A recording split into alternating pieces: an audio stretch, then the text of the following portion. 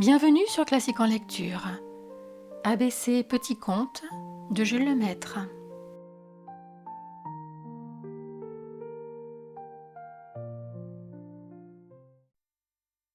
Anne. Il y avait dans un village une pauvre vieille femme qui n'avait pour toute compagnie qu'un petit âne. Elle l'aimait beaucoup, car il était intelligent et bon, et il paraissait content de porter sur son dos les légumes du jardin au marché de la ville. Mais de méchants garçons se moquaient de la vieille femme et de son petit âne quand ils la rencontraient. Un jour, ils crièrent à la vieille femme. « Bonjour, la mère Anne !»« Bonjour, mes fils !» leur répondit-elle. L'âne eut l'air de se moquer d'eux à son tour, en remuant ses oreilles, et les méchants garçons ne trouvèrent plus rien à dire. Bélier. Berthe était une petite fille très étourdie qui laissait toujours les portes ouvertes. Sa mère, qui était une fermière, la grondait souvent, car pendant l'absence de Berthe, les chiens, les poules et même les petits cochons salissaient tout. Mais Berthe ne se corrigeait pas de son étourderie. Un jour que sa mère était au marché, Berthe alla jouer dans le jardin, en oubliant, selon son habitude, de fermer la porte. Le bélier de la ferme s'échappa de la bergerie et entra tranquillement dans la maison. Comme il ne trouva personne en bas, il monta par l'escalier au premier étage, où il y avait la belle chambre des parents de Berthe, avec une armoire à glace. Quand le bélier vit son image dans cette glace, il crut que c'était un autre bélier, et il le menaça de ses cornes. Mais l'autre fit le même mouvement. Furieux, il se dressa sur ses pattes, mais l'autre se dressa aussi. Alors le bélier se jeta de toutes ses forces contre la glace, et il la brisa en 1000 morceaux. Puis il descendit l'escalier et quitta la maison, très fier d'avoir mis l'autre bélier en fuite. Le soir, Berthe fut sévèrement punie par sa mère, et je vous jure qu'elle ne laisse plus les portes ouvertes. Canard. Une canne couvait une douzaine d'œufs qu'on avait mis sous elle.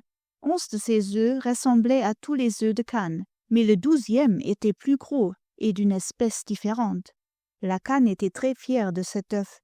Elle le montrait à toutes les voisines qui venaient la voir, et elle disait « Voyez comme il est gros, je suis sûre qu'il en sortira un superbe caneton. » Au bout de quelque temps, la mère canne entendit, dans l'intérieur des 11 œufs ordinaires, de petits coups de bec, puis des pépillements. Puis elle vit sortir des coquilles 11 petits canards charmants, habillés de duvet jaune. Mais le 12e œuf tardait à éclore. Et bien que cela inquiétât un peu la mère, elle se disait « L'enfant n'en sera que plus beau ». Et patiemment elle se remit à couver. Mais quand enfin l'œuf éclata, la pauvre mère fut épouvantée. Ce n'était pas du tout un superbe caneton, mais un vilain petit animal, avec un cou trop long, un corps trop gros, et qui marchait les pattes en dedans, sans aucune élégance. Les 11 frères et sœurs se moquaient de lui, et la mère elle-même, quand elle conduisait ses enfants à la mare, avait honte de lui parce que tout le monde disait sur son passage « Oh, voyez donc ce vilain petit canard !»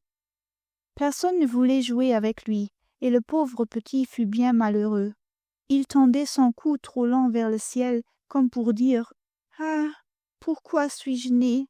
Ou bien, le rabattant tristement le long de son corps, il restait à rêver dans un coin. Un jour que les autres l'avaient houspillé plus que de coutume, il prit le parti de quitter sa famille. Il marcha longtemps devant lui et arriva près d'un lac où nageaient des cygnes. « Ah !» dit le vilain petit canard, « que ces oiseaux sont beaux! Pour sûr ils me chasseront, car je suis trop laid. » Et il se disposait à se retirer, lorsqu'une grand-mère cygne, qui se reposait sur la rive, l'interpella. « Hep, mon enfant, d'où viens-tu et comment t'appelles-tu ?»« Je viens de la basse-cour, madame, et je m'appelle Canard. Je suis parti parce que mes camarades me trouvent trop laid et ne veulent pas jouer avec moi. »« Pauvre petit, » dit la mère grand, « le fait est que tu n'es pas bien joli, mais cela vient de ce que tu es fatigué et triste. Attends un peu que je t'examine. » Tu me rappelles un petit-fils que j'ai perdu. Oui, il n'y a aucun doute là-dessus.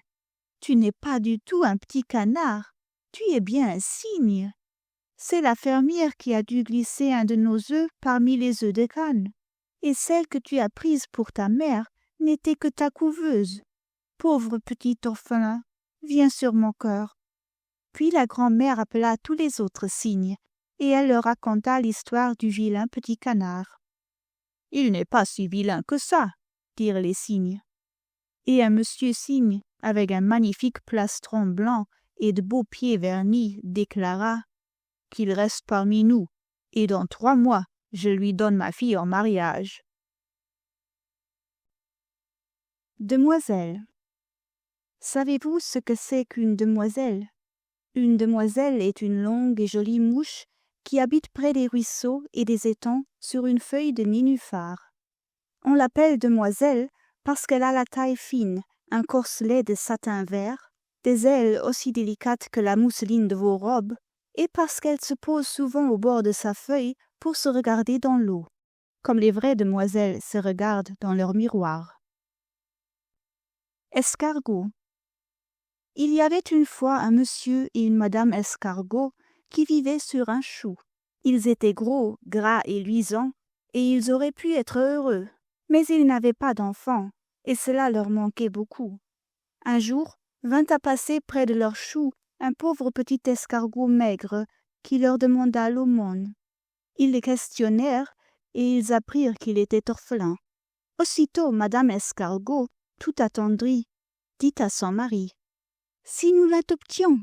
« J'allais te le proposer, » répondit monsieur escargot. Et il sortit presque entièrement de sa maison pour embrasser son nouveau fils. En peu de temps, le petit escargot devint gros, gras et luisant.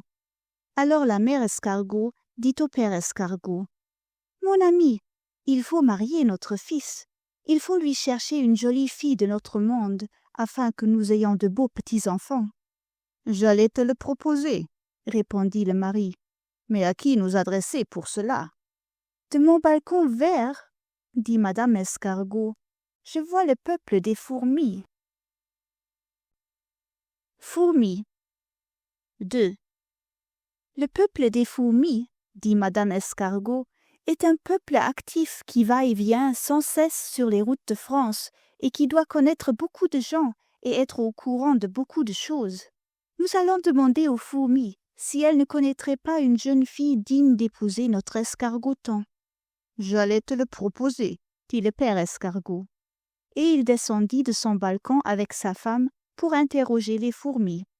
Les fourmis répondirent: « Justement, nous avons ce qu'il vous faut.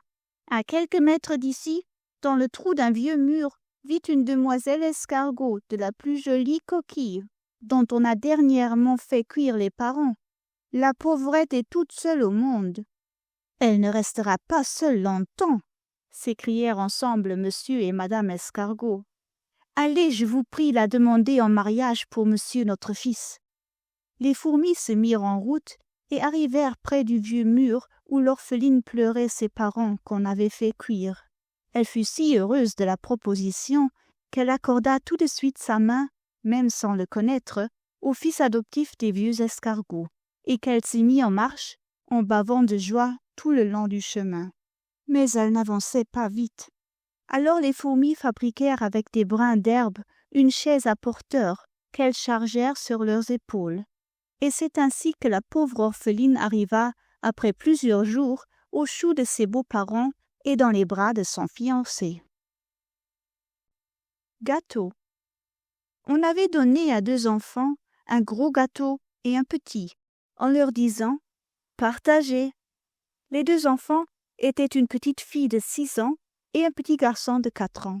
« Tiens, » dit la petite fille, « prends ce joli petit gâteau. Moi, je mangerai ce vilain gros. »« J'aime mieux le vilain gros, » dit le petit garçon. « Mais puisqu'il est vilain. »« Oui, mais il est gros. » Hirondelle. Tout le monde sait que les hirondelles s'en vont l'hiver dans les pays chauds et ne reviennent qu'au printemps. Pour faire ce long voyage, Les mères hirondelles rassemblent leurs petits autour d'elles. Mais une pauvre petite hirondelle, qui était tombée du nid un jour de grand vent, boitait encore un peu et ne put pas s'envoler avec ses frères et sœurs. Elle resta tristement au bord du toit, d'où elle vit s'éloigner sa famille, et elle serait certainement morte de faim, de froid et de chagrin si les enfants de la maison ne l'avaient recueillie. Ils la mirent dans une cage à côté du poêle. Ils la nourrirent de mouches et de vers, si bien que l'hirondelle était en très bonne santé et ne boitait plus du tout au retour du printemps. Et quand les parents de l'hirondelle revinrent des pays chauds, les enfants ouvrirent la cage. La petite hirondelle reconnut sa mère, et avec des cris de joie, elle se jeta dans ses ailes. Ibis. Dans la basse-cour d'un château se trouva, parmi toutes sortes de volailles, un ibis rose. Il avait été rapporté d'Égypte par le fils de la maison, qui était grand voyageur. Au commencement, on eut beaucoup d'égards pour ce noble étranger. Aussitôt que l'ibis déployait ses ailes, les pigeons roucoulaient. « Ouh, que c'est beau! On dirait des pêchers en fleurs! » Les poules admiraient la courbe élégante de son bec. Les canards, qui sont si bas sur pattes, regardaient avec envie les longues jambes de l'ibis qui semblaient peintes au ripolin rose. Flatté, l'ibis marchait de long en large. Il leur parlait de sa patrie, l'Égypte, du Nil, des autruches, des pyramides et des minarets du Caire. D'abord, on l'avait écouté avec respect, mais peu à peu on trouva qu'il racontait toujours la même chose. Le dindon disait avec colère « Quel rabâcheur !» La pintade se moquait de son nid d'ivrogne, et un caneton poussa l'impertinence jusqu'à lui demander combien les baguettes qui lui servaient de jambes lui avaient coûté le centimètre. Alors le pauvre ibis rose se retira dans un coin, et il se tenait tout raide sur une patte, rêvant de son pays, du Nil, des pyramides et des minarets. Jouets. Un petit garçon de la ville, Robert, avait des jouets à mécanique très chers qu'il fallait toujours remonter, qui se cassaient très souvent et qui ne l'amusaient pas du tout. Un jour, il rencontra un petit garçon de la campagne, Mathieu, à qui ses parents ne donnaient pas de jouets, mais qui fabriquait lui-même des sifflets, des canons ou des pompes avec du sureau, des noyaux d'abricots et des pailles. « Oh, que c'est joli et amusant !» dit Robert. « Apprends-moi comment tu fais. » Mathieu le lui apprit. Robert vendit à une vieille marchande de bric-à-brac ses jouets mécaniques devenus inutiles, et avec les sous qu'il en retira, il acheta des gâteaux que les deux enfants mangèrent de grand appétit. Kangourous. Du temps où les kangourous vivaient dans le paradis terrestre, leurs pattes de devant étaient aussi longues que celles de derrière. Mais, à cause de cette longueur de leurs pattes, les kangourous étaient devenus extrêmement voleurs. Ils n'avaient qu'à étendre le bras pour attraper les branches et cueillir les plus beaux fruits, qu'ils enfouissaient ensuite dans la grande poche qu'ils portent sur le ventre. Ainsi ils dépouillaient les arbres du paradis. Les autres bêtes, qui ne pouvaient pas en faire autant, se plaignirent au bon Dieu. Le bon Dieu fit venir devant lui des kangourous, et, pour qu'il leur fût plus difficile de voler des fruits, il leur raccourcit les pattes de devant. Depuis ce temps-là, les kangourous ont ces moignons que vous voyez sur l'image, et la poche de leur ventre ne leur sert plus que pour y cacher leurs petits. Loup. Quand le loup eut mangé les 6 petits biquets, il se sentit le ventre si lourd qu'il alla faire un somme derrière le puits. Il avait oublié de manger le 7e petit biquet, qui s'était caché sous le lit. Aussi, quand la mère chèvre revint du marché, avec un panier au bras, ce fut ce petit biquet qui lui apprit que le loup avait mangé ses 6 petits frères. « Ah, mes enfants, mes chers enfants !» chevrotait la chèvre, en essuyant ses yeux avec un coin de son tablier. Mais, retrouvant son courage, elle prit son dernier né par la main et se mit à la recherche du loup. Elle ne fut pas longtemps à le trouver, qui dormait sur ses 2 oreilles derrière le puits et qui ronflait de toutes ses forces. « Attends, brigand !» dit la mère chèvre, « tu vas voir. » Et, tirant de son panier un couteau de cuisine, d'un seul coup, elle fend le ventre du loup dans toute sa longueur, et les 6 petits biquets sautent au cou de leur mère, car le loup les avait avalés si goulûment qu'ils n'avaient pas pris le temps de les mâcher et qu'ils étaient encore en vie. La chèvre et les biquets rirent et pleurèrent ensemble un instant, puis la mère dit « Ce n'est pas tout. Allez vite me chercher 6 grosses pierres. Je vais les mettre à votre place dans le ventre du loup, et je lui recoudrai la peau. Comme cela, il ne s'apercevra de rien à son réveil. » Quand tout fut terminé, la mère et les enfants allèrent se cacher pour voir ce que ferait le loup. Au bout d'un moment, il se réveilla, se frotta les paupières, puis se tâta le ventre. « Oh, comme il est dur !»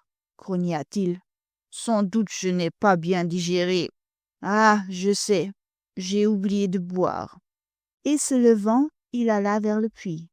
Dans son ventre, les 6 pierres faisaient un bruit étrange.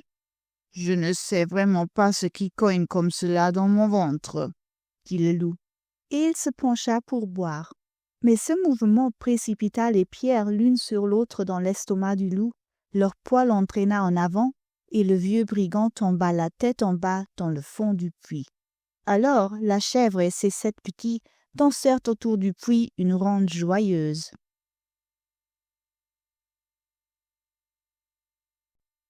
Moineaux.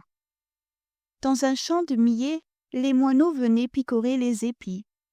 Le chat du meunier les guettait depuis longtemps, sans réussir à les attraper, car, aussitôt qu'ils s'approchaient, les oiseaux s'envolaient.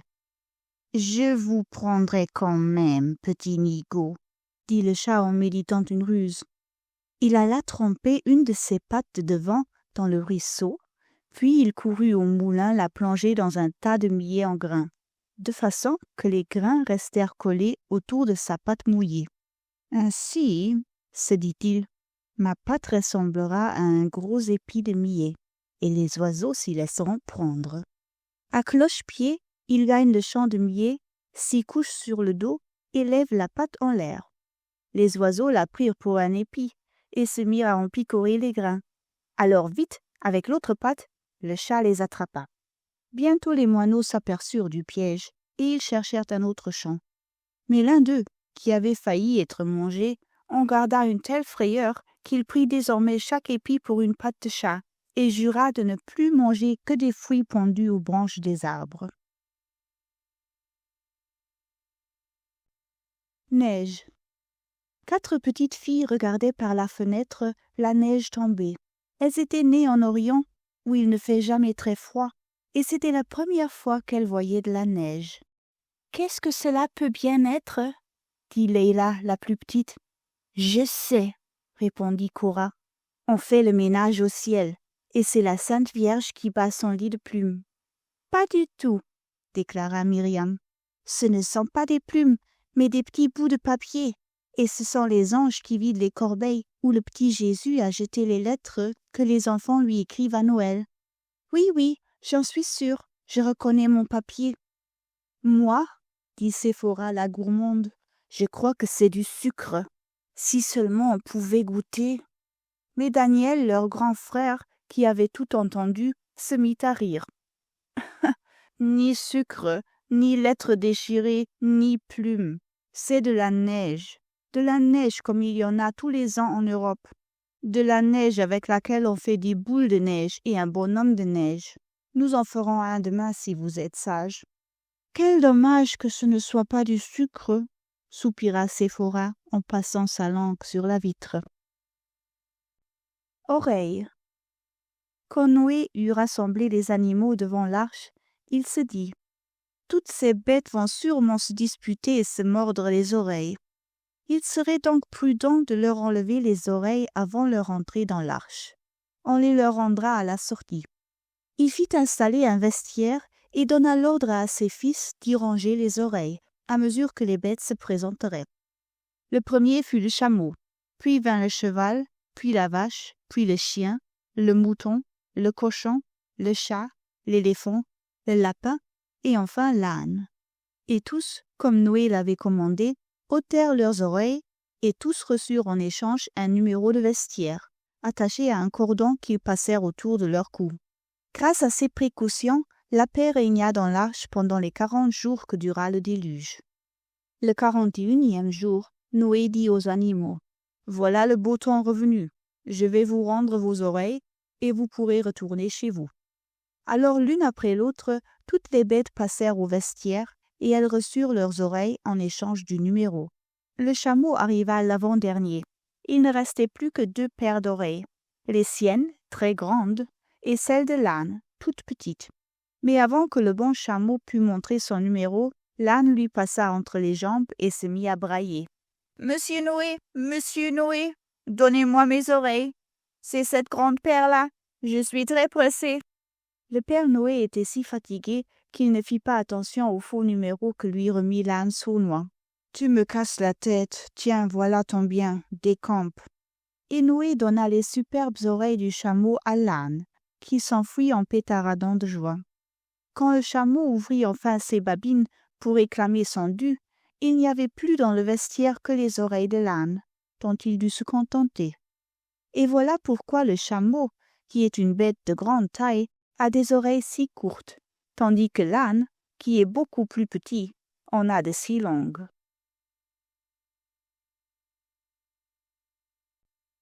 Poids. Il y avait une fois un prince qui voulait se marier. Il voulait épouser une princesse, mais aucune de celles qu'on lui présenta ne lui parut assez princesse. Or, un jour d'orage, on sonna à la grille du château. Le roi alla ouvrir lui-même, et il trouva devant la grille une jeune fille, dont les vêtements étaient trempés, les cheveux défaits et les souliers couverts de boue. Elle avait presque l'air d'une mendiante. Mais quand le roi lui demanda qui elle était, elle répondit qu'elle était une princesse. Le roi la fit entrer au château. « Nous allons bien voir si c'est une princesse, » pensa la reine.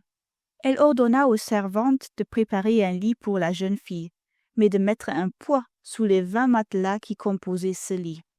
Le lendemain, la reine demanda à la jeune fille comment elle avait dormi.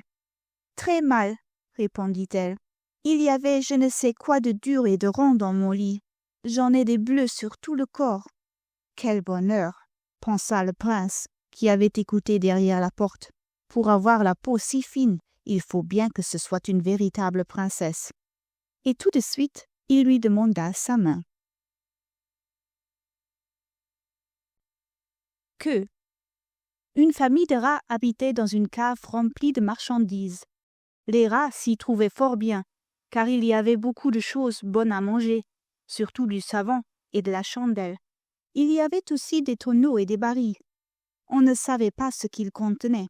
Mais un jour, la mère rat découvrit un tonneau dont la bonde était partie. Elle flaira, puis elle plongea sa queue dans le trou et la retira pour goûter. « Quelle chance !» s'écria-t-elle. « C'est du sirop de groseille. Vite, mes petits, venez vous régaler. » Mais les ratons glissaient sur le ventre du tonneau et ne pouvaient arriver au sommet. Restés en bas, ils pleuraient de dépit et de gourmandise. Alors, la mère rat eut une idée. Elle alla de nouveau plonger sa queue dans le trou. Puis, quand sa queue fut bien imbibée de sirop, elle courut au bord du tonneau et, se retournant, elle la laissa pondre. Les ratons, en se haussant sur les pattes de derrière, purent l'atteindre et chacun à son tour lécha le bout de la queue, comme si c'était un sucre d'orge. 20 fois, 100 fois, la mère rat alla de la bonde au bord du tonneau. En quelques jours, il fut à moitié vide, et la queue de la mère rat n'était plus assez longue pour tremper dans ce qui restait de sirop. Mais un peu plus loin, il y avait un autre baril, qui était à moitié défoncé. « Ce sera encore plus commode, » se dit la mère rat. Et sans prendre la précaution de flairer, elle plongea sa queue au fond du tonneau. Mais, quand elle voulut la retirer, elle poussa un cri de douleur. Sa queue ne venait pas, sa queue était collée. Sa queue s'était enfoncée dans un tonneau de glu.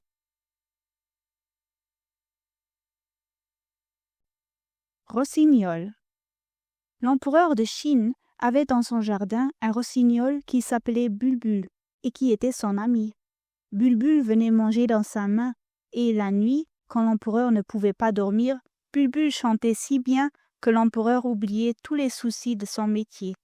Mais un jour, son ministre lui dit « Je connais un rossignol qui chante aussi le jour et qui a un bien beau plumage. » Et il apporta à l'empereur un oiseau peint de brillantes couleurs, et que l'on remontait avec une clé pour le faire chanter.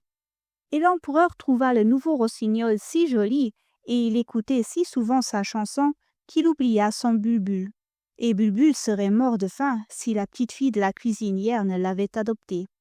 Mais, à force de remonter le rossignol mécanique, la clé cassa, et l'oiseau cessa de chanter.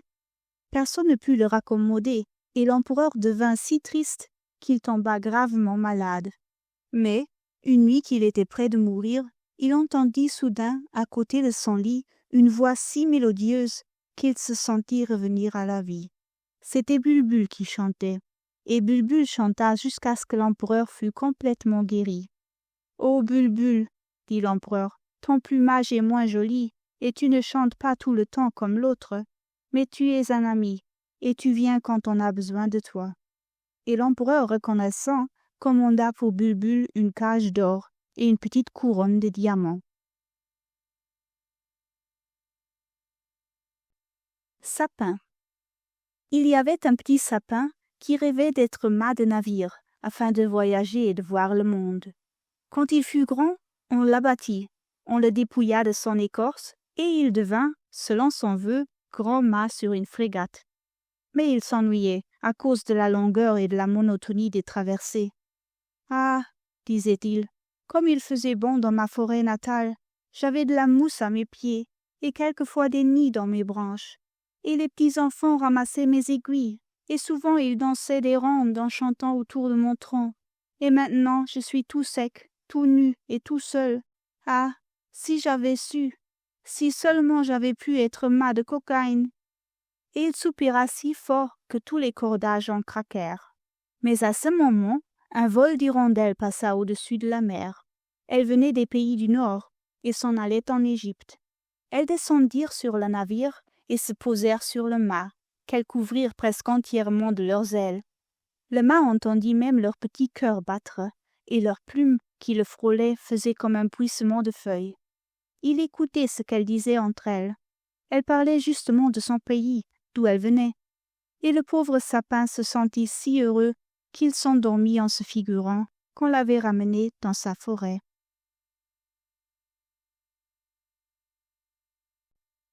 Tortue. Jean, Pierre et Paul étaient allés aux courses avec leurs parents. Ils avaient vu courir des chevaux, et cela les avait beaucoup amusés. Rentrés à la maison, Jean dit à ses frères, « Si nous faisions courir nous aussi. »« Mais nous n'avons pas de chevaux, » répondit Pierre. « Qu'est-ce que cela fait? Nous avons chacun une tortue. Et des tortues peuvent tout aussi bien courir que des chevaux. Plus lentement, voilà tout. » Chaque enfant alla donc chercher sa tortue. Puis, ils choisirent 3 beaux escargots qui seraient les jockeys. Jean apporta sa boîte à couleurs, et il peignit à chaque escargot une casaque différente, une jaune, une rouge, une verte. Il voulut aussi leur fabriquer des casquettes, mais les escargots dirent « Non merci » et rentrèrent leurs cornes. Les 3 enfants préparèrent une piste dans le jardin, avec des poteaux au bout, et une tribune avec des roses et des œillets, qui figuraient les dames élégantes. Puis ils alignèrent leurs 3 tortues montées par les 3 escargots, et Jean donna le signal du départ. Mais, hélas, aucune des 3 tortues ne bougea.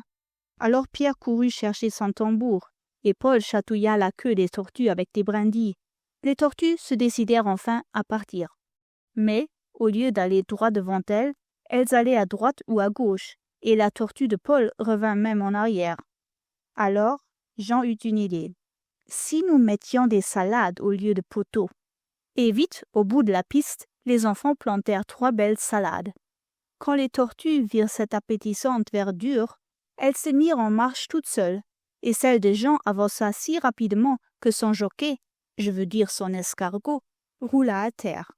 Elle arriva la première au but, et pour sa récompense, on lui donna à manger les poteaux, je veux dire les salades, et même les roses et les œillets de la tribune, qui figuraient les dames élégantes. Univers. C'est un bien grand mot, et une bien grande chose aussi, car cela veut dire le monde entier. Mais cela peut signifier aussi l'endroit où l'on vit, où l'on a ses habitudes, et où l'on est heureux. Ainsi, la salle à manger et l'univers de la mouche, l'étang et l'univers du poisson, la prairie et l'univers de la vache, la forêt et l'univers du lapin. Le village ou la ville est votre univers à vous, mes enfants. Et quand vous serez grands, ce sera la France entière, avec ses mers, ses îles, ses colonies, et tout ce que vous saurez voir, et tout ce que vous saurez comprendre. Violette. Vous savez, mes enfants, que les violettes sont l'emblème de la modestie, car elles poussent dans les bois obscurs, à l'ombre d'autres plantes, et même elles cachent leur visage délicat derrière leurs grandes feuilles vertes, comme font les jeunes filles timides derrière leur éventail. Or, un jour, un poète se promena dans une forêt où il y avait beaucoup de violettes qui embaumaient l'air délicieusement. Grisé par ce parfum, il fit des vers en l'honneur de l'humble fleur des bois, et il les récita tout haut.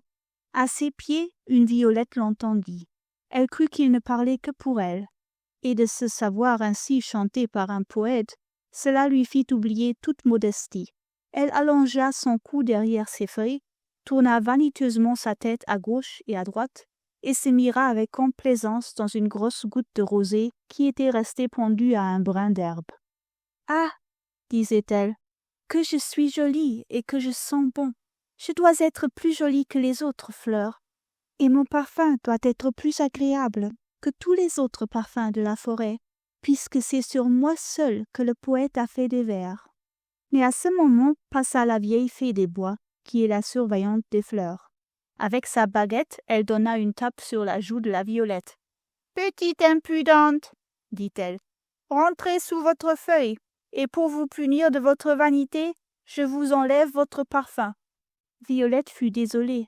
Elle pleura tant qu'une jeune fée, qui venait en promenade de ce côté, eut pitié d'elle. « Pauvre petite, dit-elle, je ne peux plus te rendre ton parfum, mais puisque tu as tant de chagrin, je fais de tes larmes des pétales plus clairs, des pétales mauves, et du moins, si tu n'es pas odorante, tu seras plus jolie. » Et, ayant dit, la fée changea la violette des bois en une violette de Parme. Et voilà pourquoi les violettes de Parme n'ont pas de parfum.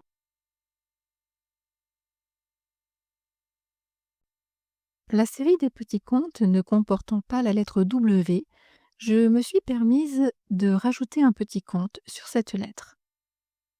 Il s'agit de Wapiti.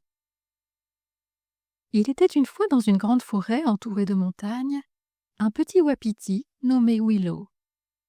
Willow était le plus jeune et le plus petit de sa famille, mais il avait un cœur grand comme le monde et une curiosité sans fin.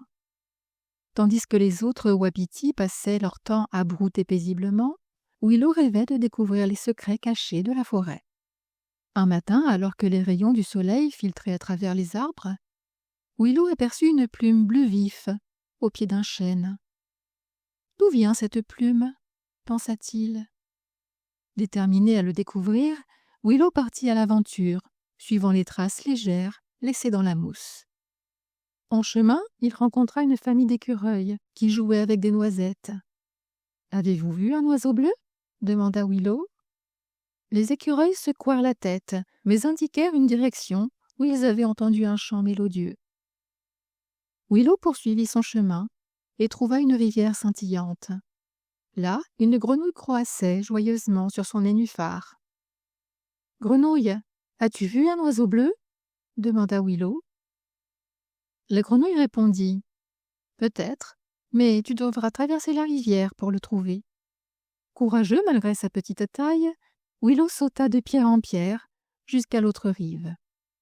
Enfin, il arriva dans une clairière où un magnifique oiseau bleu l'attendait. L'oiseau le remercia. « Tu as retrouvé ma plume perdue ? En récompense, je vais t'apprendre un secret tout particulier. » L'oiseau bleu siffla une mélodie magnifique qui fit scintiller la clairière entière. Ce jour-là, Willow apprit que même les plus petites créatures pouvaient accomplir de grandes choses grâce à leur curiosité et leur bravoure. De retour chez lui, Willow partagea son aventure et sa famille écouta avec émerveillement. À partir de ce jour, le petit wapiti devient un grand explorateur, connu dans toute la forêt pour ses histoires extraordinaires. Moralité, peu importe la taille ou ton âge, la curiosité, le courage et la gentillesse peuvent t'aider à accomplir de grandes choses. Ose suivre ton instinct et découvrir le monde autour de toi. Les trésors cachés n'attendent que toi. Xavier. Le petit Xavier dit à ses petits camarades, Maurice et Jean, « Jouons. Je serai le cocher, Maurice sera le cheval et Jean sera le chien qui aboie après la voiture. » Maurice fit très bien le cheval. Il hennissait, levait les pieds très haut et paraissait s'amuser beaucoup. Alors Xavier dit, « Je voudrais être le cheval. »« Comme tu voudras, » dit le petit Maurice. Le petit Jean, qui faisait toujours le chien, aboyait de toutes ses forces, courait à droite et à gauche, et semblait très content. Alors Xavier dit, « Je voudrais être le chien. » Mais sa mère, qui regardait jouer les trois enfants, dit à Xavier, « Je crois bien que tu voudrais être à la fois le cocher, le cheval et le chien. »« Oh oui, » dit Xavier, « mais on ne peut pas être tout. Il faut choisir. » « C'est bien ennuyeux. » Yvonne. Yvonne était une petite fille qui ne pouvait pas se tenir tranquille à table. Elle gigotait, elle se penchait à droite, à gauche, en avant, en arrière. Elle descendait de sa chaise pour jouer avec le chien Médor, ou elle prenait la chatte Minouche sur ses genoux. Sa mère la grondait, son père la punissait, mais Yvonne ne se corrigeait pas. Un jour, c'était un dimanche, il y avait un très bon déjeuner, une crème au chocolat et beaucoup de gâteaux. Yvonne avait promis d'être sage, parce qu'elle ne voulait pas être privée de dessert. Au commencement, tout alla bien. Mais peu à peu, la petite fille fut reprise par sa mauvaise habitude. Elle se balança sur sa chaise, en avant et en arrière, tandis que le chien Médor et la chatte Minouche la regardaient avec un air de dire « Prends garde, nous connaissons quelqu'un qui va tomber. » Et, en effet, tout à coup, elle perdit l'équilibre. Elle voulut se retenir à la table, elle se cramponna à la nappe, et patatras, tout se renversa sur elle et sur sa chaise. Tout, les plats, les bouteilles, les verres, les fourchettes et la crème. Elle eut mal aux bras et aux jambes, et on dut l'emporter dans son lit. Médor et Minouche se lamentèrent d'abord, puis ils se consolèrent en mangeant sous la table la crème et les gâteaux. 0. Dans la vie, quand on est bon à rien, les autres vous appellent un 0. Appliquez-vous donc à bien apprendre votre alphabet et à lire ces contes, et je vous jure qu'on ne dira jamais de vous « La petite Marie, le petit Jean, oh, c'est un 0. » Merci d'avoir écouté ABC Petits Contes sur Classique en Lecture. Si cette vidéo vous a plu, vous pouvez la partager. Vous pouvez aussi aider la chaîne à se développer. Pour cela, n'hésitez pas à liker, un petit pouce vers le haut, vous abonner et activer la cloche des notifications pour être prévenu lorsque je sors une nouvelle vidéo de lecture. À très vite sur Classique en Lecture.